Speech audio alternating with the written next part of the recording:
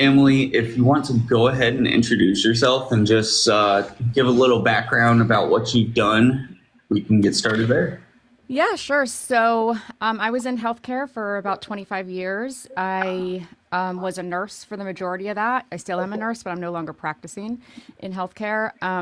About 15 years into my career, I moved to the administrative side and into some management roles and ended my last role was a hospital director. And I chose to leave for multiple reasons, but COVID was kind of my last straw. So I left and I posted one video on TikTok. I was so naive to social media, but I posted one video. It kind of blew up and I realized that there are many people out there that have stories that they need to get out. And so I created a podcast of my own so that healthcare professionals and patients who have been injured by the system can have a place to share their experiences and stories in hopes that we can educate the public about how bad the healthcare system really is. For sure. What was the reason you did that first video? Was it along those lines still, or? I left the system and feeling very like up is down, right is wrong. I felt very disconnected from my own intuition because I felt like I had been duped all those years, feeling like I had truly gone into that career to help people.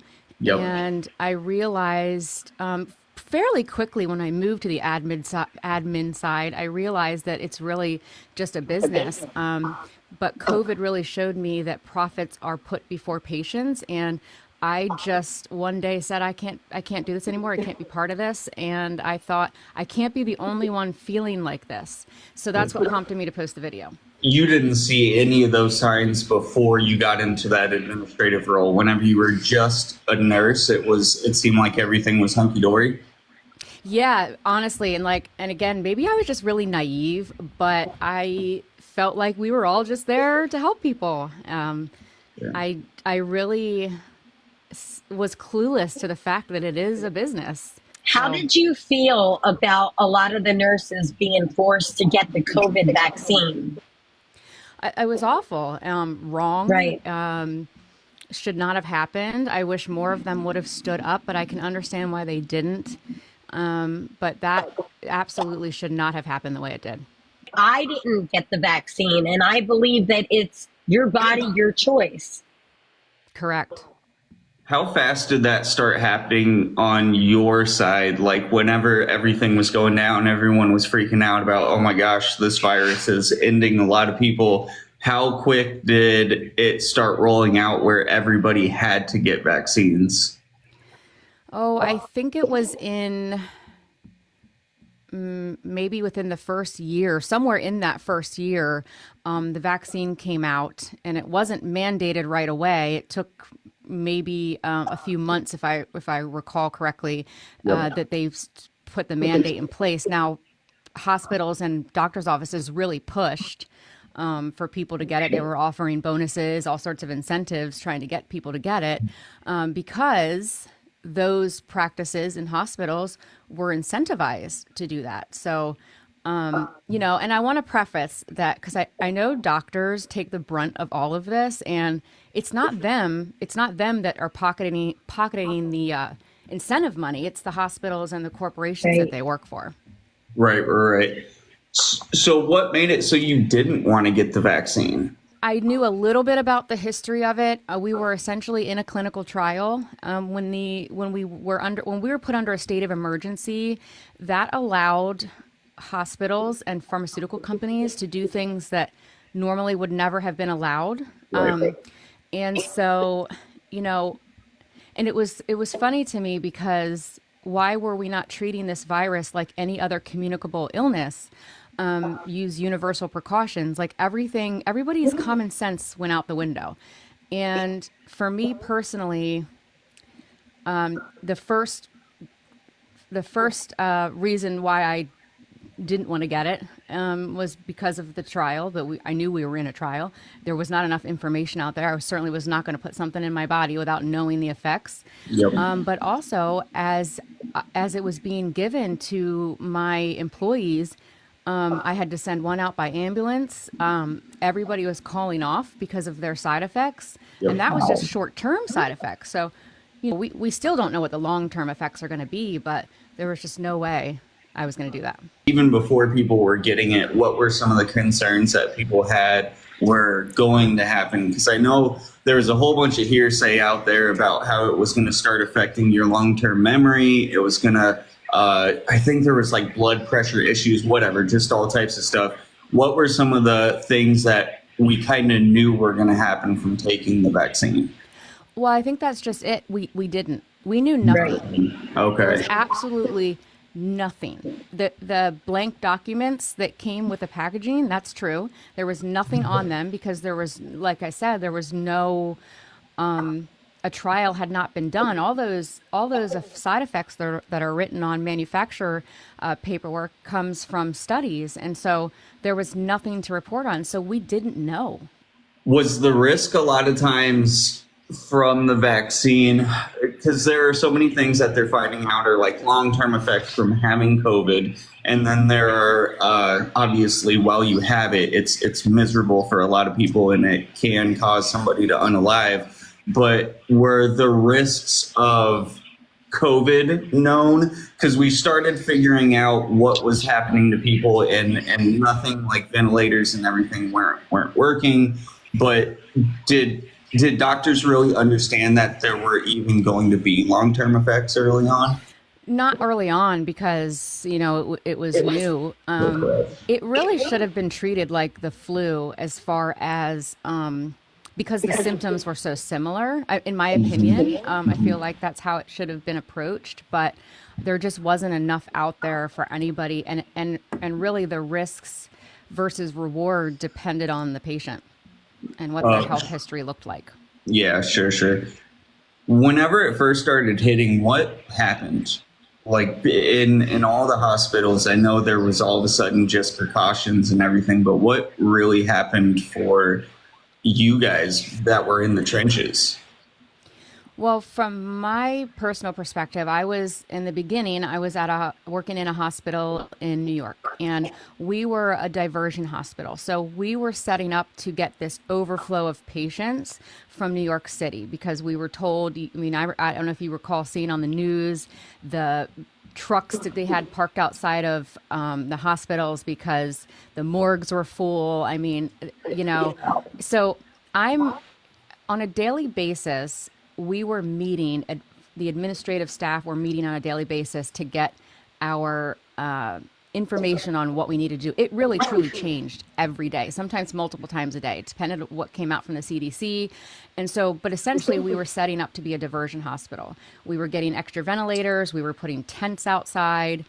And I remember at one point watching the news and looking around at my coworkers and thinking, are you guys not seeing this? Like what they're saying is happening, I'm not seeing. Okay, Right. Something's wrong here. Right. We got, from all of that work that we put into setup, we got one patient. Wow. Okay. Wow. So, and that was kind of the big thing that a lot of people were saying early on, because there were a bunch of people that were saying, oh, COVID isn't real. All this is kind of just a sham and government kind of spreading lies and stuff like that. Obviously, it was real, but they were blowing it way out of proportion, it sounds like. Well, I think they went into panic mode. Yeah. As far as hospitals and staff, everybody went into this panic mode. And, again, like to me, I'm like, why is everybody panicking? Like this should be treated like any other communicable illness. Right. It was baffling to me. I felt crazy because like, am I the only one that sees this and like feels this way? I mean, it I was felt wild. the same way. I Well, I'm felt the glad to same know. way. And it caused for me a lot of arguments with family members because my family was like, you used to put drugs into your body. Why do you care about a vaccine? Because I do care now. That's the difference. Yeah. And administratively, you're up there having to actually make all these calls, and it had to be hard and crazy for you because if anything goes wrong, if you make the wrong call according to the government, people could lose their lives. A lot could happen. Correct. Yeah. So all this kind of goes through, it progresses, people start getting the vaccines, all of that. You talk a lot about people weren't getting their proper care, and obviously people weren't able to have family members in the hospital to advocate for them. So, what was kind of happening in that regard, since people were kind of just left to the wolves because they couldn't have family in there and couldn't have visitors? Well, that was really disheartening. That again never should have happened. There is something federally and statewide that is called the Patient's Bill of Rights. And one of those rights is the right to visitation. That never should have happened. That was probably one of the saddest things that I have ever seen happen in my 25 years, to have people have been left at the bedside alone.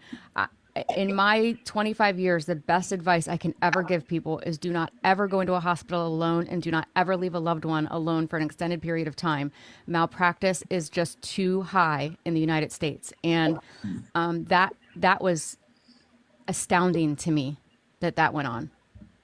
Can you elaborate on that a little bit? Like, what is some of the stuff that you've experienced? So first of all, medical malpractice is said to be the third leading cause of, I want to be careful with my words, of Sure. unaliving in the United States. Great. That is based upon only about 10% being reported, 10% of cases being reported. And one thing that I found very interesting when I moved to the admin side was that there was an in-house attorney, and most hospitals do employ an attorney because that's how prevalent these cases are. Right. Probably my biggest, I've seen patients. I managed a department of neurosurgery, and so I've seen patients that were unalived on the table. But probably the case that stands out to me the most was a baby who was between 3 and 4 months old. And I was working in inpatient pediatrics at the time, and she was brought in for a urinary tract infection. And I had her under my care for the first day. And I walked into her room, and she was in her little hospital crib, and she went like this, which I thought was very odd for that young of a child to do this. Mm-hmm. And so I started doing my exam on her, and I noticed that she had what looked like burns on her chest and face and neck. So I called the pediatrician and I said, I think that we've got to do an abuse workup. Something's going on with this kid. And she literally said to me, do you have any idea how much paperwork that entails? Wow. Yeah. Are you sure? Yes, I'm sure. Like, she was so annoyed.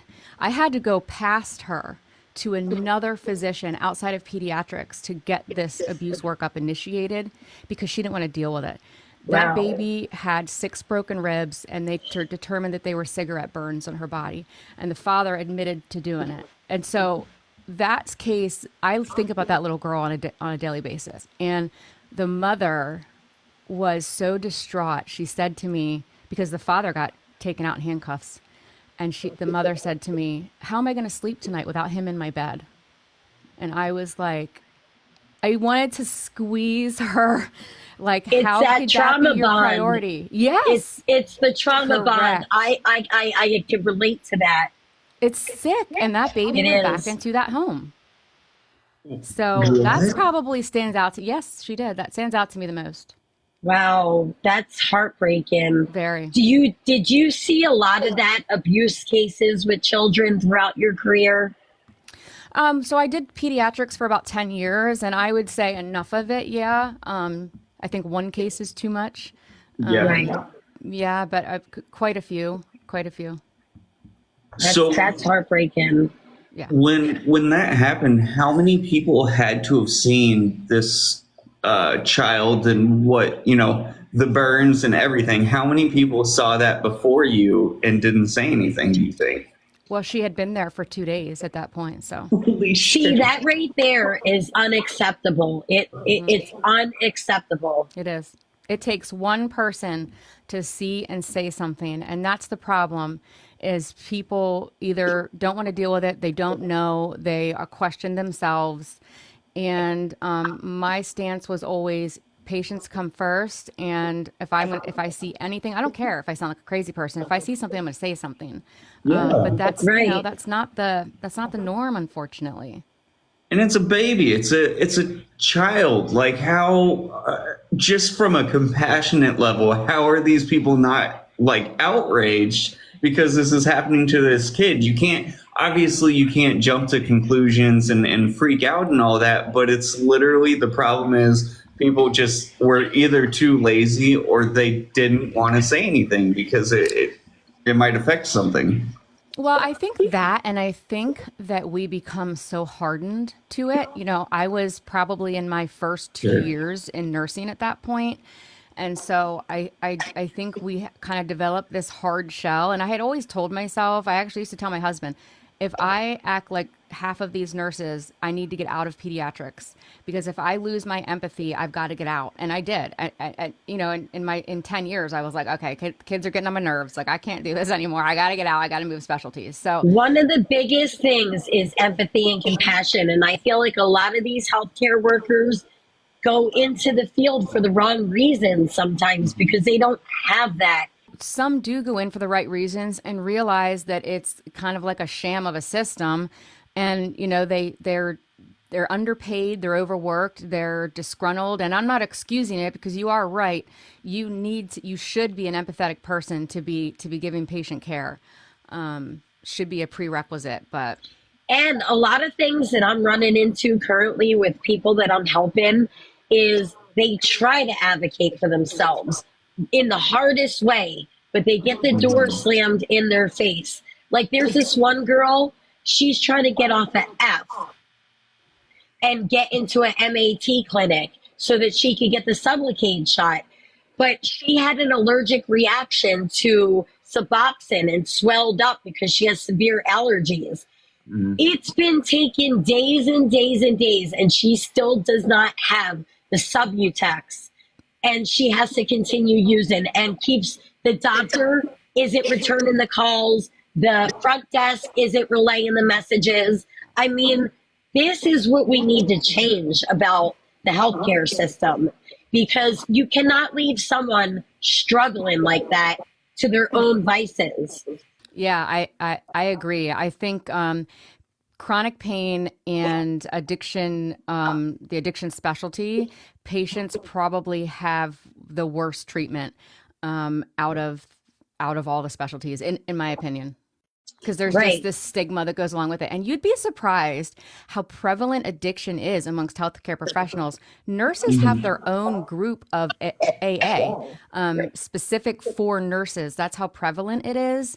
And I have seen doctors, nurses, admins, I mean, you name it, that have been addicted. And it's my strong opinion that the true gateway is prescription medicine. I think that's where it starts. So that was the gateway prevalent for me. I was prescribed OxyContin years ago. I was on the right track in life, going to college, doing the right thing. And once I got that OxyContin prescription, that was like the end of it for me. And I just kept med seeking. Yep. It happens to a lot of people. That was something else I was going to ask. Just after being a doctor or a nurse for, a longer period of time, and you said a lot of them get hardened to this stuff, how often does the addiction and unaliving and just severe depression, how prevalent is all of that whenever it comes to like longer term medical workers? I mean, I don't know statistics, but I'd say it's often enough. I mean, alcoholism, prescription drug abuse, street drug abuse is very prevalent. What about prescription fraud? Like I have prescription fraud charges. I used to write prescriptions, alter them, but I know a lot of healthcare workers and nurses or workers that do the same. Yeah, in fact, I think probably it's gotten a little bit better now that everything is electronic. But when prescription paper pads were around, oh yeah. People can just take them. Right. Yep. See, and that's kind of what I worry about, because we're talking about doctors that are jacked up on Xans and who knows what else, and they're out there operating on people and just doing all types of stuff that are affecting other people's lives and health and everything. And they can't even make proper decisions sometimes because they're so jacked up, and that's probably part of the malpractice.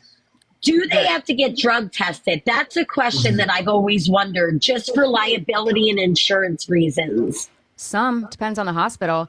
I actually have a very good friend of mine who was an anesthesiologist for years, and he actually got addicted to the meds that he was administering to patients, and got caught because he was high when he was operating. When he wasn't operating, but when he was performing the anesthesia end of the operation. And now he's devoted his life to addiction and pain management clinic, and he's the state is on him like white on rice. They do not let him.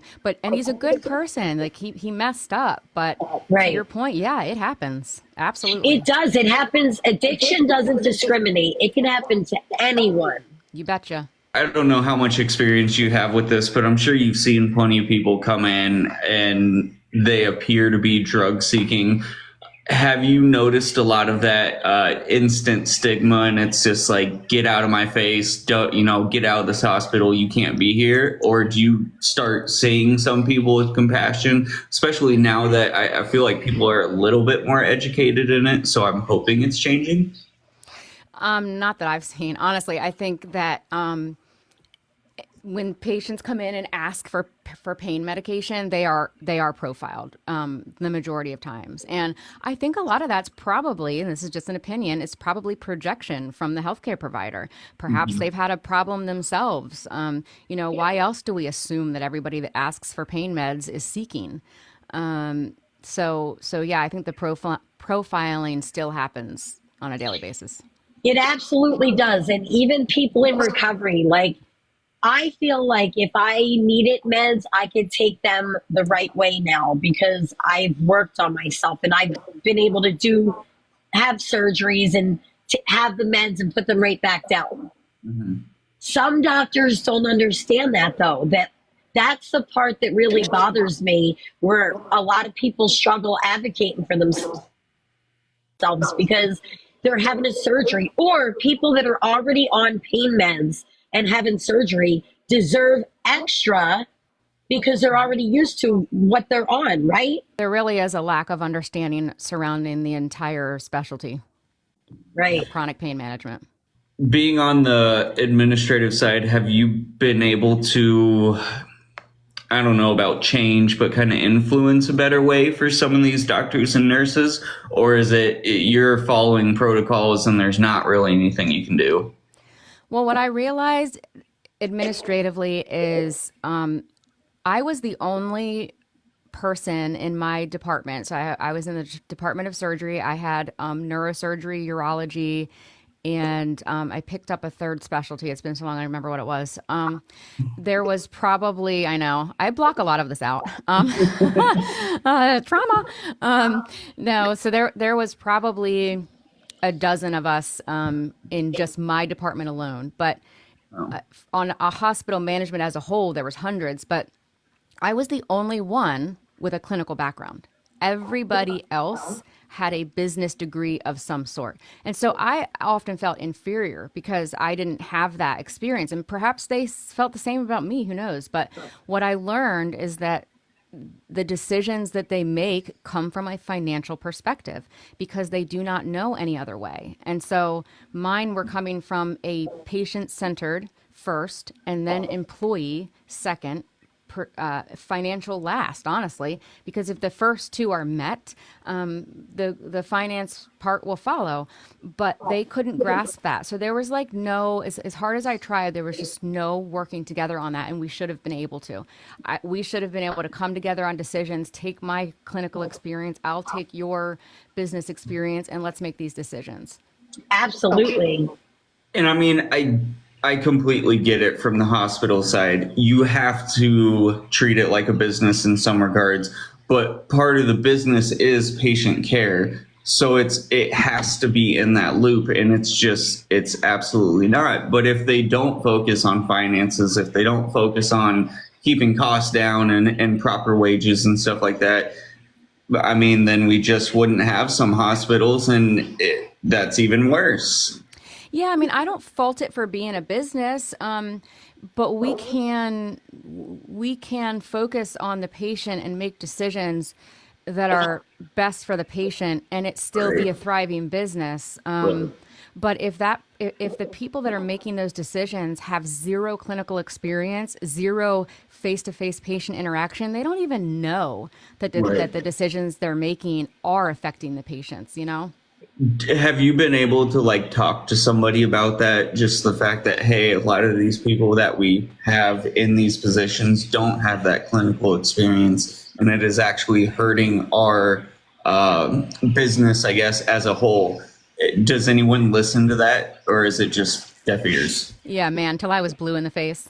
I was like the constant, like, wait, like, you know, the annoying kid in school that you just couldn't get out for the day because they just wouldn't stop asking questions. Like that was me. And I had gone to the chief of staff. I had gone to my immediate boss. I had gone to the boss above the boss.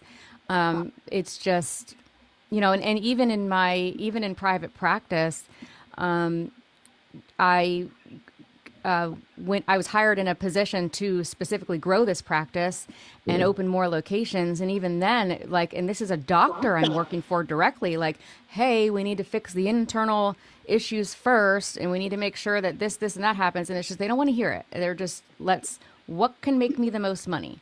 Yep. And again, I'm not putting doctors down because there are many, many, many really good, fabulous, caring doctors out there. But there are some that aren't. Do you feel like it's more effective in a private hospital than not, like just cost wise and taking care of the patients properly, or is it kind of the same thing no matter what? I mean, my experience, I've worked in 3 different states. I've worked in rural hospitals. I worked in one of the top 10 pediatric hospitals in the country. I ran into the same issues everywhere. Really? Okay. See, and that's kind of crazy because it should operate differently, at least to some regard. Yeah, but I was also curious. I want to get into the wages a little bit, but I also want to get into the bill making it so that hospitals would have to provide pricing and all that stuff. What happened to that? Because I know a little bit about it. I'm pretty sure a lot of hospitals just ignored it once it was approved, right? Well, it was enforced under Trump's administration, and when he left, it was no longer enforced. Because it's whenever you don't do it, you just have to pay like a $1,000 fine, and then you're good. I don't think that they're even being fined at this point because it's not being enforced by the current administration. How much change do you think that was a good thing, first off, and then how much change do you think that would affect? Oh, 100% that was a good thing. That, you know, I'm sure you guys don't want to get into politics, but I'm going to say one thing about Trump. He put healthcare back into the hands of the patients. Yep. And many of the things he did were reversed within weeks. And so I think that everything that he did, in my opinion, from what I saw, my perspective, was good for the patient. It wasn't so good for the corporations. It wasn't so good, especially for big pharma, but it was good for the patients. Because yes, that allowed them to say, this is the thing, you can go to hospital A and that they might charge you $1,000 for a test, and you might go to hospital B down the road and they charge $500. And those prices were not, he forced them to make those prices available for people so that they could price check and decide where they wanted to go. They weren't siloed. It starts making kind of things more competitive, and where people do have to drop prices because they have to be that hospital that isn't completely overpriced. And that would drop medical, billing in general, crazy amounts, like millions upon millions. Yeah. So yeah, I totally agree. I think it was a great move. It just, I don't know if we'll ever get that back. Well, it depends on how we vote. Yeah. Do you see a lot of elderly people struggling to pay for their medications? Because I think that that's a big thing that's happening now as well. Yeah, I do. In fact, it was something else he did. He lowered prescription med costs significantly for the first time in I think 15, 20 years. Right. And again, that was reversed and all, so. A lot of people are struggling to pay for their medications. And it's unfortunate because these are people that are on SSI, like they're low income and struggling. I do And kind of like what Mark Cuban is doing because he made that cost plus drugs where you can get, I mean, the prescriptions on there are crazy, crazy cheap compared to what a lot of people are paying. So that is one of the big things that's huge. I mean, if he can make that as effective as possible and literally get like a crazy wide range of drugs on there because there aren't controlled substances and stuff yet. If he can get all that stuff on there, it would change the game. Yeah, big time. I like what he's doing too, and that's another thing that was initiated during the last administration is he forced companies like pharmacies, hospitals to pass on their discounts directly to the patients. So it used to be they didn't have to do that, and so the hospitals or pharmacies were just taking those discounts on themselves. But then they had to pass that on to the patients. It's kind of one of those things. I've heard him talk about it a couple times, and he's got all the money he could ever need, so it's not like it's going to hurt him in any way. And he just is trying to create a legacy where he can actually change things, which that's what needs done. We need more people doing stuff like that because we could change things around quick. I agree. But yeah, it's just crazy, and that's just one side of things. I mean, the pharmaceutical industry is a large part of the medical field in general, obviously, but there's even little things all over the place can make a huge difference. And one of the things, so I haven't heard about it for a while, but like nursing strikes and all that because of fair wages has nursing wages improved? And I know there was an issue with people feeling like doctors were overpaid. Has that kind of balanced out at all? I think it comes in ebbs and flows. Honestly, I've been out now for almost 4 years, so I don't know what it currently looks like, but it's always been my experience that it happens in ebbs and flows. They make it right, and then what happens is like new nurses coming in are most of the time offered more than even like the most seasoned nurse that's already there because there's such a high prevalence of burnout in that profession. And so, they're trying to get the new in constantly because they know they're going to need to recycle. And so unless people are talking about what they're making, which you can do, it's legal, talking to each other about what they're making, like a lot of times those nurses, the older nurses just don't know. So I don't think on a grand scheme it's gotten better because maybe for a short time, but again, those new nurses coming in generally are making more, unfortunately. In my experience. They get sign-on bonuses and incentives, right? That too. Yeah. Yeah. And doctors, I think they come out of med school with so much debt that it takes forever for them to dig out. So do I think that their salaries are appropriate to what they're doing? I think in most cases they are.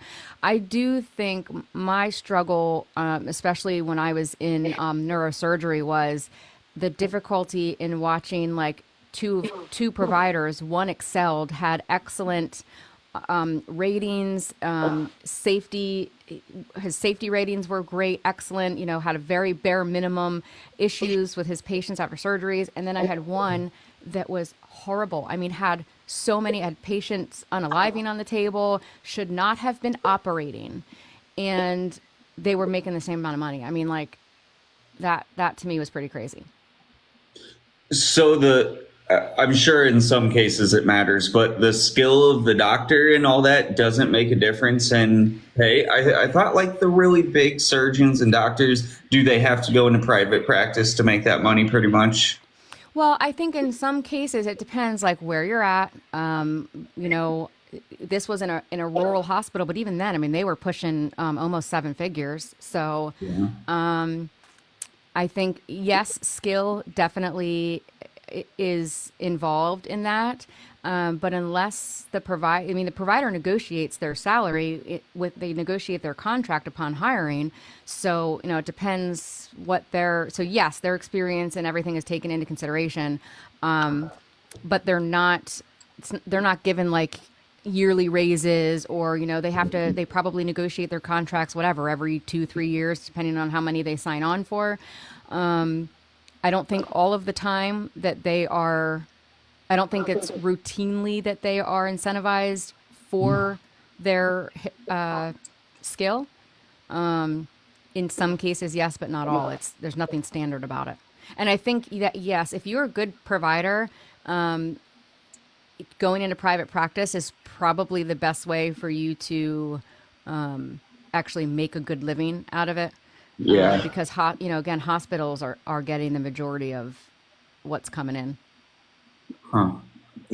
I was kind of wondering that, because it's like, I guess depending on how many patients you have, because obviously if you have more patients, probably doing something right. But I wondered if that like factored in, and how many.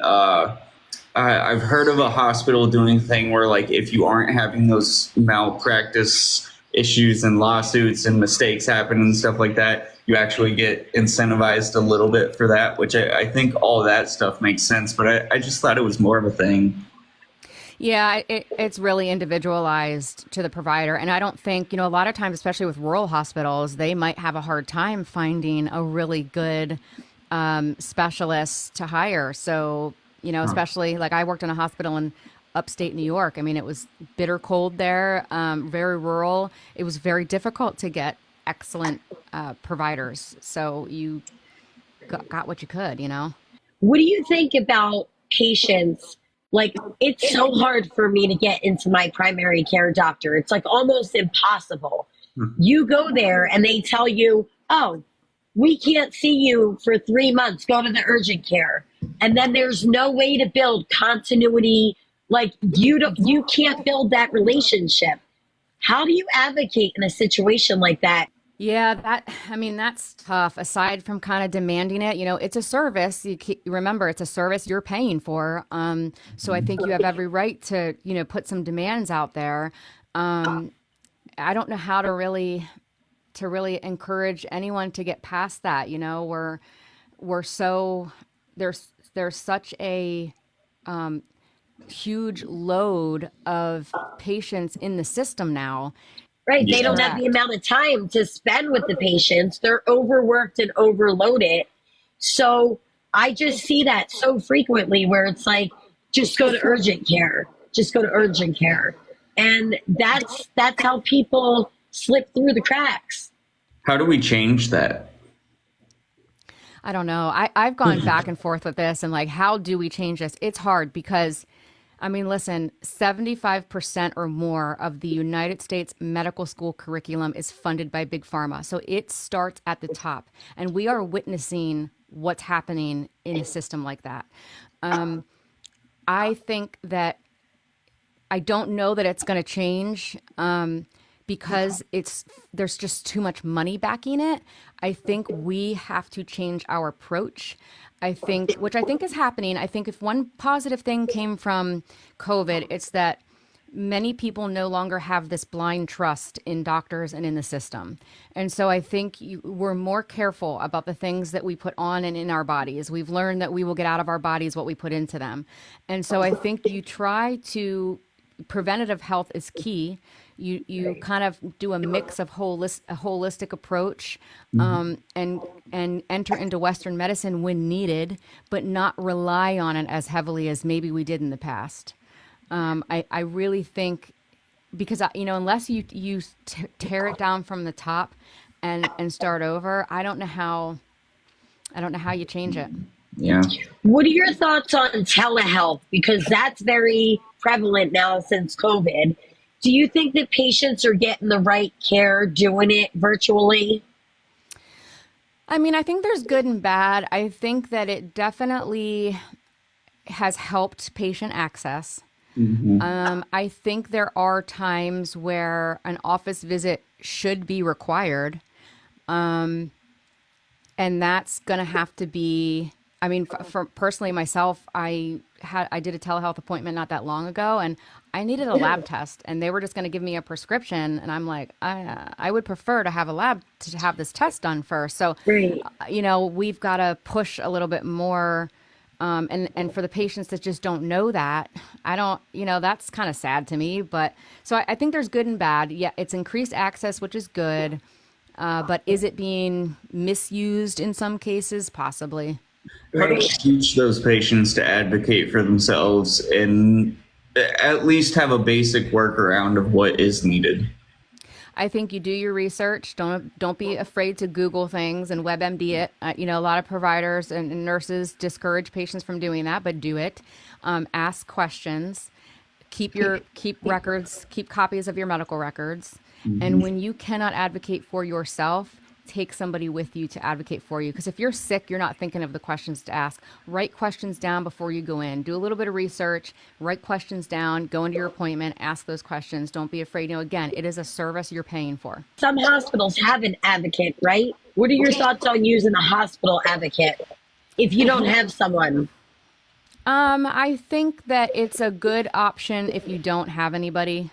Would Okay. not be my first option because I Right, work for the but hospital. sometimes people don't have anyone. Yeah. So if they don't have anyone, always ask for an advocate, correct? I would agree. Yes. Okay. Are those patient advocates used for like pretty much everything, or are there some things they can't go into? I don't know what type of background some of them have. Well, I would kind of liken them to maybe like social workers. They, they might be somebody that you bring in to say, hey, I'm not feeling real comfortable with what my doctor's ordered here, or I'm not feeling like my pain is under control. I'm not understanding this blood test. They're kind of like a go between between patient and doctor, because we all know we all can have communication issues, and so they're Right. kind of like that, like what do you call it? Like a mediator almost. Yeah, sure. Right. Okay. And what is the background usually for those people? Like, is it someone who is in medical school, went to medical school, whatever? Or Not typically. It's probably more like somebody that's been in social work. Sometimes they're volunteers. I've seen hospitals that have volunteers that advocate. I've seen that too. Yeah, I don't. Personally, I've never seen a nurse in that role, but I think a nurse would be perfect for that role. That's kind of what I'm thinking is why wouldn't it be someone who's at least a well-rounded expert in the field so that they actually can make those decisions? Because it kind of sounds like in some cases it could be the blind leading the blind. Well, because they're not really there to make decisions. They're there to kind of just be that middleman. So, but I think there probably are cases where nurses are doing that, and that's probably giving the patient a really good quality of care. In regards to like everything that is kind of transitioned since COVID, what else has come out of it that has actually been like beneficial? Because we have changed a lot of things. I feel like places like convenient cares have kind of changed, but that's been for the bad. What are some of the other good things that have come out of this? Honestly, I think the best thing that's come out of this is that people are no longer blindly trusting in the system. I think that's the best thing that's come out of this. I've seen doctors that have come together and have stood up to the system. There was a group recently that I sat in on a virtual. I was there virtually, and I cannot remember what this group of doctors is called, but it originated down here in North Carolina where I'm at. And one of the guys who founded this was fired. He was an emergency room doctor, and he was fired during COVID for challenging the standard of care. So like challenging what they were being told to prescribe, versus what they wanted to. Doctors during the pandemic were very siloed. Like they weren't really able to be doctors. It was like, you are doing this, and you cannot do this, you cannot do that. So I think that's a positive, that these doctors are coming together and standing up. I think nurses coming out and talking and educating. I don't think it was pretty eye-opening for me the lack of understanding that the general public has about the industry and just how bad it's gotten. Yep. So I would say, in my opinion, those are the best thing that's come out of the pandemic. I see a lot of nurses that left nursing because of COVID and what they went through. How, Yeah. like, you see that so frequently, right? Like, I wonder what the statistics are. And I wonder how many of us were either forced out or walked out. So many. Yeah. And I actually, like, I mean, I know it's a big rabbit hole. I go down these sometimes and I have to stop myself because I'm like, I'm going to make myself crazy. But I almost I wonder. do it. Yeah, it's hard not to. But I almost wonder sometimes, like, were they trying to push us out? Like, were they trying to get us, us, Right. who would stand up for it? Yeah. Did you lose friends over that?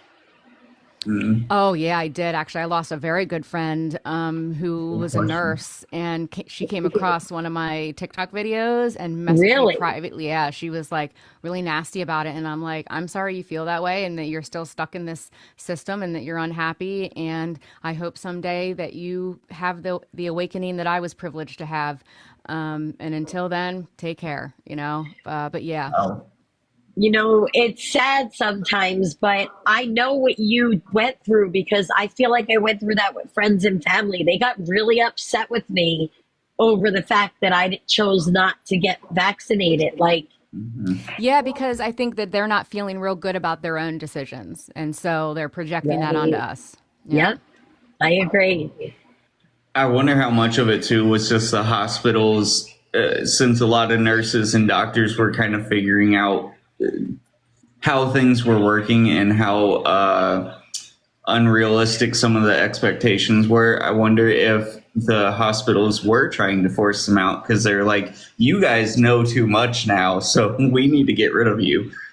Kind of makes you wonder. I mean, I think that for my opinion is that a lot of the mandate, whether intentional or not, it really did kind of sweep many of us out. And I think that was partially due that they had an abundance of vax that they had made, right? That pharmaceutical companies had made all of these. I don't know if I can say. I don't want to get your live You're good. vaccines, but that they had made this abundance and people weren't taking it like they thought they would. And I think that a lot of the mandate could have been because of that. Now we have this huge supply we got to get rid of. You can't do like a regular store or something would and be like, oh, this stuff is going on clearance, so we gotta push the hype a little bit.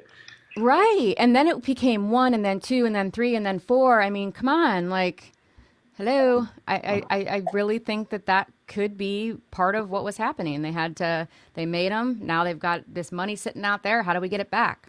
I guarantee you're right, though. And I feel like a lot of people started seeing through some of that because, like, the boosters and everything, people stopped going for those because they're getting sick anyways. The whole point of the vaccine was, oh, you aren't going to get it again. Well, bullshit. I just got it yesterday. So. Right. Right. A lot of people that were vaccinated still test positive and get it. Yeah. Right. Yeah, that's another thing. A lot of people were testing positive for a long time, even like they Long were having COVID. symptoms. Yeah. What about long COVID and the symptoms? So my doctor told me that I had long haul COVID or how do you say it? Yeah, long haul COVID, I think. Yeah. Right. That's what he said because I was still having symptoms like way later down the line. Yeah, I think it could have, whether just like kind of the flu, the flu does contribute to unaliving, so many in a year. So yes, it could. It gets in your lungs. I mean, it has the potential to cause long-term issues. Naming it long haul COVID kind of seems odd to me because it seems like it's a secondary, issues that you're getting that are stemmed from the virus. So that's kind of odd terminology, Right. I guess. It's just the way that he worded it. But Yeah. Yeah, I just feel like a lot of people see through a lot of these things, but it causes issues. It causes arguments with people. I'm sure you get that a lot on your page with people being like, trying to be argumentative with you because you have a voice. Oh yeah, especially in the beginning. I mean, and again, like I was really naive to social media. I had never posted anything on any platform aside from Facebook, you know? Right, So right. the What made you opposition, choose? What made you choose to just come to TikTok and make a video? I don't know. Like I was new to TikTok and I was just like scrolling and I'm seeing people, you know, like just tell their stories. I hadn't really come across any COVID related, you know, nurses speaking out at that point or anything. I was very, very new to the platform and I don't know what got into me. Like one day I was just like, I'm going to put my voice out there. I think I But you had, know what? Once you put your voice out there, it's hard to stop talking, it isn't it? is. It Yeah. is. It is. And it It takes is. courage to do that. And I Right. felt like I was kind of going through this healing process, I think, you know, because again, when I came out of healthcare, I felt so many emotions. I felt guilty. I felt like although I thought I was helping people, I wasn't. And oh my gosh, you know, that was like the biggest emotion I would say I had to deal with is the guilt. And I needed to get my voice out there. I needed people to hear it. I was not expecting to happen in a million years what happened, but I Right. wasn't expecting. But I got a lot, especially from nurses. I got a Oh, I'm lot of sure. opposition. Yeah, I am nasty. sure. And how do you handle that? Do you clap back or do you block people?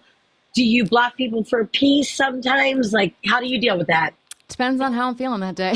Yeah. Right. It's I like if did. you're feeling feisty, you're coming back Yeah. at them. Well, one thing, you know, I was trying to tell people, like in one of the videos I made early on, I was like, oh, you guys would be surprised at how like nurses eat their own young. And so I wanted people to see that. And so when those nurses would come at me with these big, huge platforms, I'd post videos showcasing their comments and saying, see. And I remember people in the comments saying, oh my gosh, she's right. Like, look how they're treating her.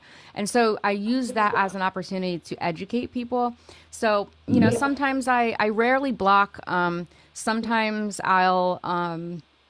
sometimes I like to shame them, you know, put them up like that. And sometimes I just ignore it, you know, kind of depends on how I'm feeling that day. But I think that it takes a pretty vile person to, you know, come onto somebody's platform and that it's trying to share their experience and be nasty like that.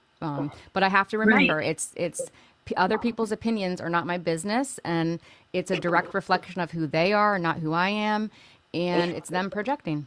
What is protocol whenever you do have someone that it seems like they are coming in and they're drug seeking and they may possibly need help? How is that handled? Is it different based on the doctor, or do you have like a consistent way to do it? Yeah, I would say it's really different based on hospital. It probably wouldn't be so much based on the doctor unless it's a private practice. I think it would be Sure. more so, yeah, based on like hospital protocol. But many times those patients go untreated or are offered, you know, something that's not non-narcotic. I've gone through that before where, you know, I'm in recovery doing the right thing and my knee popped out of the socket and I was in excruciating pain. Like I was on the floor, went to the emergency room. The doctor's like, take some ibuprofen. And like, I'm like, I wouldn't be here if ibuprofen worked. Like I've already done that at home. Ice, ibuprofen, like, and it was like excruciating. And it's crazy how they could just, and a lot of people have surgeries and stuff like that. Like people on medicated assisted treatment that have surgeries. You still need meds sometimes on top of that because you were just operated on. And a lot of these doctors don't care. Yeah, I think they're scared. They're scared of the liability. I don't think that Right. there's enough education, if any, on. You know, I see a lot of times what happens is these people are put on narcotics and then they're just cut off. And you can't do that to somebody, especially somebody who's been on it, even for a week or more. You can't do that. You'll throw them into a seizure or, you know, God willing, not anything worse, but it's dangerous to do that. I was cut off of benzos, Oh my cold gosh. turkey. Okay. Now it got to the point where psychologically, I literally couldn't deal with it. I was so mentally sick. I started calling in prescriptions of benzos at multiple pharmacies in false names. And I got caught. I had 10 years of suspended jail time over my head for that. That would have been a malpractice case. That is so, especially benzos to cut somebody off, very dangerous. And also, I was falsely diagnosed with epilepsy because of the seizures that I was having from the benzo addiction. That they put me on seizure meds, and literally the state took my driver's license because I was in the emergency room seizing so many times that they pulled my license, but it was from benzo withdrawal. Oh my gosh. Right. I just got cut off cold turkey. And Yeah, that's dangerous. that's what led to, I mean, me getting cut off of pain pills. And I wasn't even really cut off. I was just not educated by my doctor, and I didn't need them anymore. So I was just like, oh, I'm good. And then I figured out what withdrawal was like. And it literally led to me losing a decade of my life to addiction. That's how serious that stuff is. Yeah. And that's actually something I was going to ask was what is the reasoning for some of these doctors treating med seekers that way? Is it all just the stigma, or is it the liability side? Can they be held accountable for their actions if they end up giving those pain pills? Yeah, I think it's both. And yes, absolutely. You know, depending on the case and what happens, yeah, they could be sued. So I think it's both. I think, you know, again, there's a lack of education around what can happen if you cut a patient off cold turkey like that. There's a lack of trust, especially like if the patient comes in and says, "Hey, I've been abusing these, or I need something different." This, you know, whatever it may be. Now the doctor has a distrust, and there's just not enough education surrounding addiction and the medications that are used that hook people, as well as the medications that are used to help people. Yeah. You know, I see a lot of people, and I get a lot of messages of people that are trying to do it. Their doctors are doing benzo tapers, and they're taking them down so quick. And these people are struggling.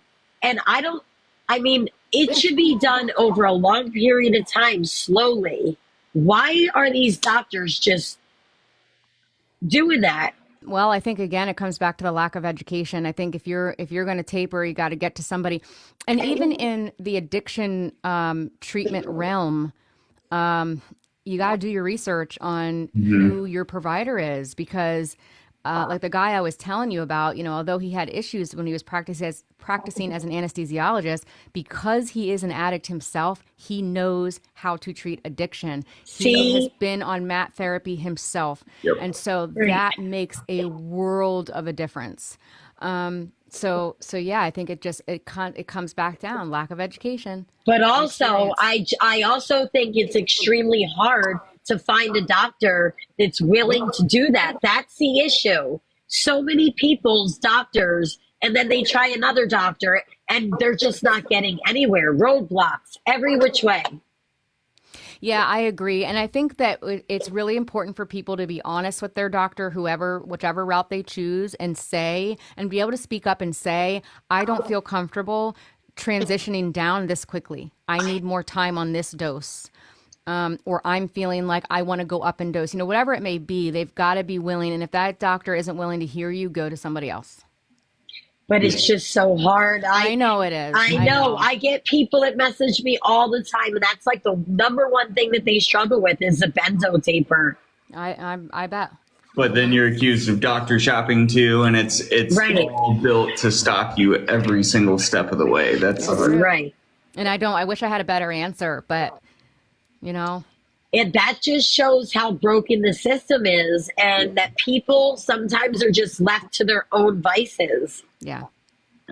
For sure. Which is why I think that the biggest gateway is prescription meds, because Yeah. generally people are seeking outside of the system when they have been told no or they can't get it.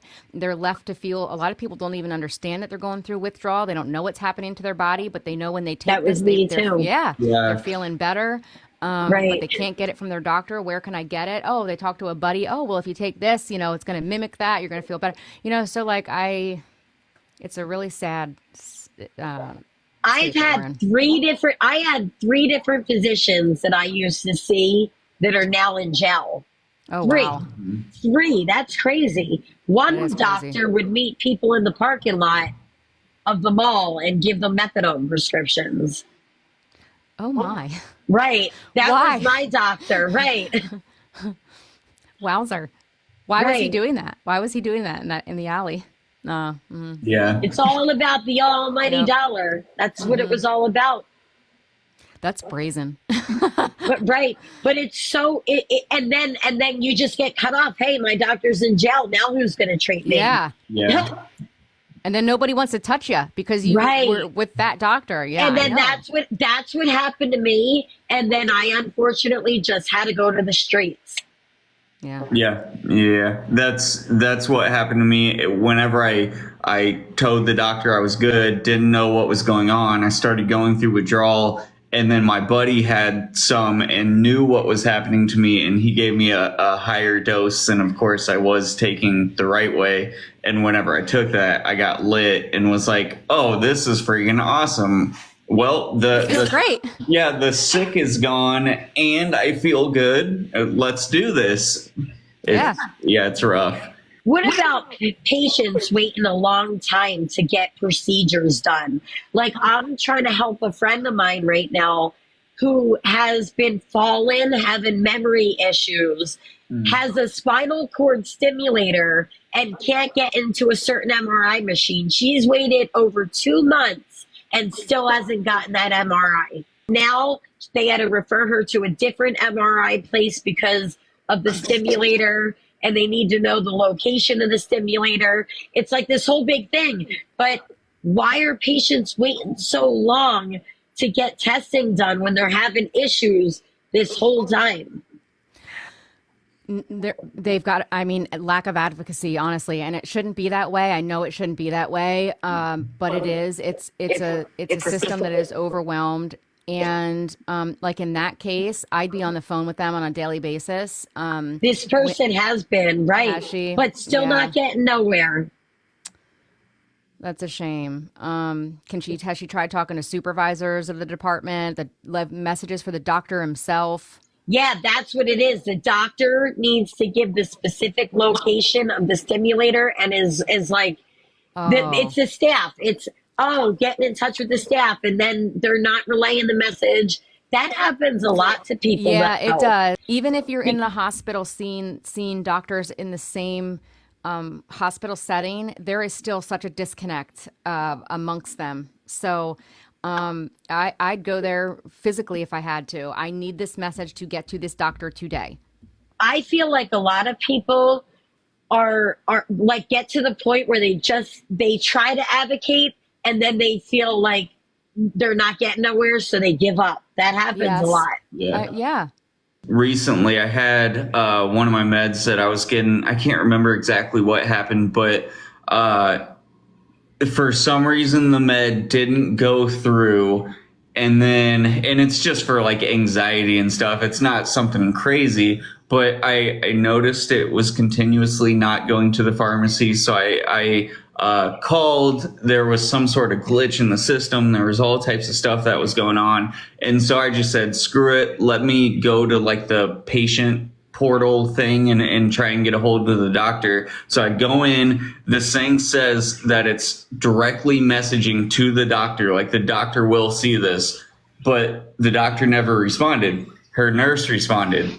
And it was like, so there's no possible way to actually get to the doctor. So like in this case, you literally can't do anything unless you walk back there and you happen to run into the doctor. Otherwise you're screwed. Yeah, most cases it is the that are checking messages. And because once it lands in the doctor's hands, once the doctor themselves see it, they've got to address it. They have to, or they're at risk for their license is at risk. It's a liability thing. So oftentimes nurses are checking, nurses are deciding what's important, what needs to get to the doctor today versus what can wait.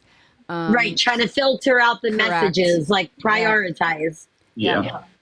And I think that's a lot of the reason why persistency is key to get what you need. And it's sad. It shouldn't be that way, but Right. unfortunately it is. I was supposed to get my mental health meds last Saturday. That's what the pharmacy told me. But unfortunately, they didn't tell me that there was no refills on my prescriptions. My doctor forgot to send it in that month. She usually always does. So Monday, I drove over to the pharmacy Monday. They're like, no, we don't have anything for you. I got right on the phone. I was on the phone with the doctor's office every day. It took till Thursday for me to get my meds that were due Saturday. Oh my God. And I advocate. Like I was driving up. I drove there every day. Every day. It's just unacceptable. It is unacceptable. And I think it comes down to a systems problem. I think if they had time in their schedule to check their own messages instead of relying on somebody else. A lot of times these doctors have no clue. Oh my gosh, this patient sent 10 messages. Like I had no idea because they're not checking it themselves. And that I don't think is right in itself. But again, the system sets us all up for failure. Patients, doctors, nurses, all of us. You know what else? The front desk people are very ignorant sometimes when you call a doctor's office. It's like they can be pushy, like, no, you're not going to, like, there's no way you could come in, or I feel like they need to be trained better. Yeah, I would agree with that. Wholeheartedly. A lot of these people are just not empathetic to certain situations when you call in with issues. Yeah, or they don't want to deal with it. Right. Or they're overworked and burn out. That happens. Yep, that happens too. I mean, there's a rigmarole of reasons. And I think as a society as a whole, we seem to have lost our empathy. There seems to be this disconnect. And I think that a lot of it has to do with social media, to be honest, although there's a lot of good that comes with social media. But like we're watching videos now. Like we can go from watching a video of somebody being unalived to a kitten in the next video. And our brain, I mean, think about that if you saw that in real life. If you saw somebody being hurt, somebody hit by a car, somebody being unalived, it would take years to process that. And now we're just seeing it on a video, and then we're swiping and seeing a positive video in the next, 10 seconds. Like we're no longer, it's like we're disconnected from our reality and we've lost our empathy because of it. Yeah. And like instant gratification. We all want that instant. So I've noticed in social media, a lot of people I can't sit down and watch a movie. I can't do it because I don't have that focus. I'm used to like that quick swipe. So Same. For me to sit down and watch a movie, I can't do it. I can't do it. I want that instant gratification. Yeah, I struggle with that too. Actually, the one thing that's helped me improve that is meditation, which was really hard to get into because I had to sit there and be quiet with myself, for minutes at a time. Yeah, so I started with like a minute and then I increased it to 2 minutes and 3 minutes. Now I can do it for like 20 minutes, but it really does. And what I learned from it is that I'm able to then think for myself. Like you don't realize how many thoughts are put into your head on a daily basis, especially when you're swiping and watching things on social media, that you don't even realize like you're not with your own thoughts anymore. You have to be able to disconnect from all of that. Yep. And so that's one thing that's helped me tremendously. It's crazy the mental health issues that all that stuff has caused between anxiety, and depression, and all of that. And you have to think about children. A lot of kids are on tablets and stuff. They are literally, they're being taught that you get everything instantly. Instant. I think it's very unhealthy. Oh, I agree. Extremely. I actually worked for a pediatrician once she had no TVs in her house. And this was, 20 over 20 years ago now, and I thought she was such a weirdo for it. But she had no TVs in her house. Her kids didn't have phones. They didn't have tablets, which I guess tablets really weren't a big thing at that point anyway. But regardless, like this is how and she's raised two extremely intelligent. Now adult children, but I used to think that was so weird, but I get that now because I mean, I unless you can limit it, which it's hard, even if you limit it at home, if your kid is at somebody else's house or they're at school, I mean, they're going to be subjected to it. It's just the way it is. It's very hard. There's times where as a parent, you just get so overwhelmed and you're like, yep, take the tablet back. Here you go. Yeah. Like I need a break. I mean, it's hard because I remember whenever I was young, I would go to my room and play with toys or, do whatever I needed to do. It's hard to get kids to even do that nowadays, which like my youngest, I literally make them get off the tablet and stuff and go play outside. You got to figure it out yourself. I'll give them a ball or something to play with. But go play with sticks. Go play in the dirt. I don't care. Do something. Use your imagination. I listened to somebody's podcast not that long ago. I don't remember who it was, but he was telling a story of his young niece, and the niece had a tablet, and he said, "Why don't you use your imagination? Put the tablet down. Use your imagination." And she said, "What's that? Is it an app?" Right. These kids are just. They come out programmed knowing how to use phones and electronics at young ages.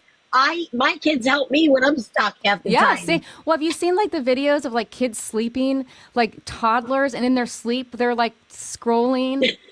I mean, it's crazy. I haven't seen those videos, but I can imagine. That's crazy. There's a rabbit hole for you.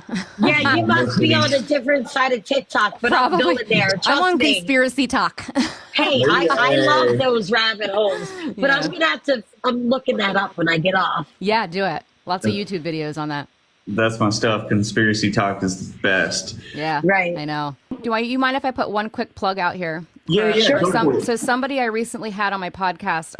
My podcast originally was kind of going to be healthcare professionals mainly, but what I've learned is because of the prevalence of malpractice, many people need to get their stories out. They want to talk about it because they've been gaslit by the healthcare system for so long. So I've had several patients on now. And there's a woman, Talia Smith, she goes by on here, and she was injured by something that happened to her was floxed is what it's called. It's kind of a layman's term, but she was injured by a fluoroquinolone toxicity, and she's gotten a pretty cool story, and she's really doing things that are changing, not the system as a whole. But she's gotten a diagnosis code now added into the system. She's really doing some amazing things, and she has an event coming up, and I just want to support her in that. It's coming up on the 22nd, so if you guys can check her out, I just want to throw that out there. Absolutely. What's her? Can you say her name again? Talia Smith. Yeah. Okay. And I can send it to you guys. I don't know if it's I think it's SMITH. I think it's just Talia _Smith. And I appreciate you guys having me on. It was a good conversation, and maybe we can do it again sometime. Heck yeah. Thank you. Yeah, thank you guys.